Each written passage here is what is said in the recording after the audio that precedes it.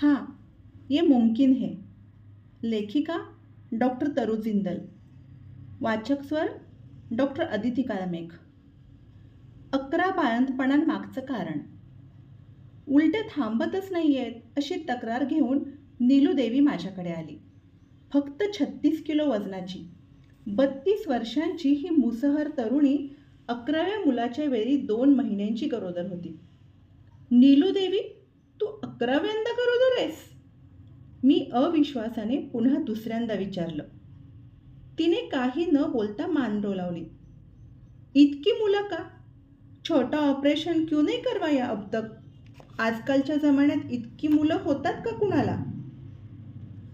स्त्री नसबंदीच्या शस्त्रक्रियेला बिहारमध्ये स्थानिक लोक छोटा ऑपरेशन हा शब्द वापरतात. ती जराशी हसली, पण तिने काहीच उत्तर दिलं नाही. तिच्या शेजारी उभ्या असलेल्या तिच्या नवऱ्याला धरून गदागदा हलवावं असं मला वाटलं. तुम्ही तुमच्या बायकोची अवस्था पाहिली आहे का?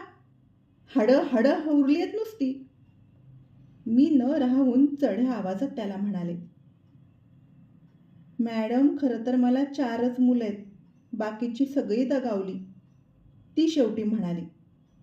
वेगाने धावणारी माझी विचारांची गाडी अचानक थांबली. दगावली? हो मॅडम, त्यातली 2 प्रसूतीनंतर लगेचच दगावली आणि बाकीची पुढच्या 1-2 वर्षात. काय झालं होतं? कौन जाने. 1-2घांना हगवण झाली होती, 1-2घांना न्यूमोनिया झाला होता. कुछ भरोसा नहीं है ना मैडम बच्चों का, इसलिए सोचा एक और होने देते हैं. नवजात अर्भकांच्या आणि बालकांच्या मृत्यूचा दर इतका जास्त होता की त्यामुळेच तिला पुन्हा पुन्हा बाळंतपणा करावी लागत होती. प्रजननाच्या बाबतीतली सक्षम तोच जगेल हा सिद्धांत माझ्या देशातल्या काही भागांमध्ये आजही लागू पडतो हे मला माहीत नव्हतं. खूप मुलं जन्माला घातली म्हणजे निसर्गच त्यातली सक्षम निवडतो आणि जगवतो. मला हे सगळं अविश्वसनीय वाटत होतं. ती पुढे म्हणाली, मॅडम, मला फक्त 1च मुलगा आहे. कोई गॅरंटी नाही आहे ना. घरामध्ये 2 तरी मुलगे असायलाच हवेत. मुंबईत सुद्धा कितीतरी समाजांमध्ये 1 लड़का तो होना चाहिए ही भावना सर्रास दिसून येते. मग 2 लड़के तो होणे चाहिए असं मी पहिल्यांदाच ऐकत होते. मुलगा व्हावा असा मोठा सामाजिक दबाव आणि त्यातच जो 1च मुलगा होता त्याचा मृत्यू होण्याचा धोका असल्याने किमान 2 तरी मुलगे होईपर्यंत या बाईला पुन्हा पुन्हा गरोदर राहावं लागत होतं. पण तुमच्या तब्येतीकडे बघा. तुमच्या शरीराने किती सहन करायचं? जर तुम्हाला काही झालं तर तुमच्या मुलांचं काय होईल?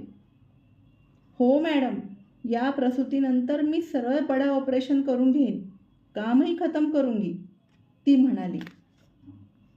बिहारमध्ये स्थानिक लोक हिस्टेरेक्टॉमीला बडा ऑपरेशन हा शब्द वापरतात.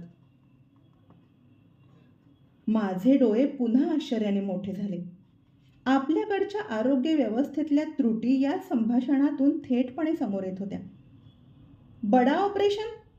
हा सल्ला कोणी दिला तुम्हाला? इतक्या तरुण वयात गर्भाशय काढून टाकणं तुमच्यासाठी चांगलं नाही. गर्भाशयाचं काम काही फक्त मुलं जन्माला घालण्याचं नसतं. ते तुमच्या शरीराला इतरही अनेक प्रकारे निरोगी ठेवत असतं.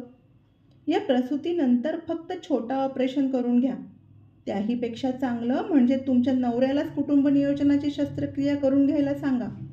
तुम्ही आधीच किती सहन केलं आहे, मी म्हणाले. तिने किती सहजपणे हिस्टेरेक्टॉमी करते असं सांगितलं ते पाहून मला आश्चर्यच वाटलं. नहीं मैडम, छोटा ऑपरेशन से बहुत मुश्किल होता है लोगों को.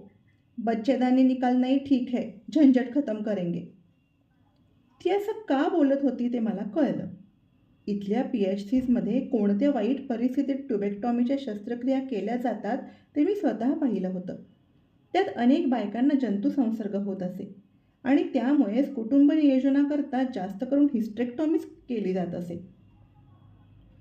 पण गर्भाशय काढून टाकण्याच्या शस्त्रक्रियेचा खर्च कसा परवडेल तुम्हाला? कार्ड है ना मॅडम, फ्री में हो जाता है. BPL कार्ड म्हणजे दारिद्र्य रेषेखालील लोकांना देण्यात येणारं कार्ड. या BPL कार्ड योजनेअंतर्गत बायकांची हिस्टेरेक्टॉमी खाजगी रुग्णालयात मोफत केली जाते.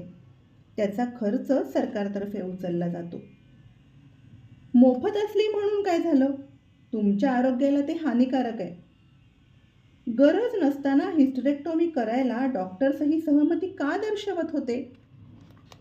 मला काही कळेनासं झालं. सगळ्यांना सोयीचं वाटत होतं ते.